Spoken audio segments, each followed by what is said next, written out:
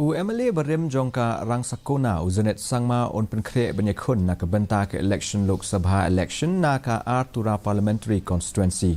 Sangma ula Thep Kyrteng benishim benta na ke Seng Trinamool Congress lani TMC. Katura Parliamentary Constituency kalong kabakam kongsan bat kajingtung ya Sangma kan wanra ekatei ke election kabakam itenat. Kumba kajingelap election kadangnya seperang te kumta Sangma ula kemi lenti benyamir jengmut lang halo ki jing jong katan bat karihi berok kawai. The youth are running from pillar to post in search of jobs. Jobs are not being created and lots of other things. So this time the mood of the people of Garwil are different.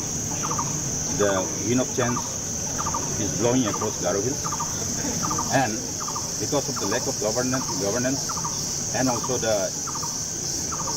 inefficiency of the present incumbent MP to protect the interests of the people of the Garwil. Halor kajing tuna hakanong ba o MLA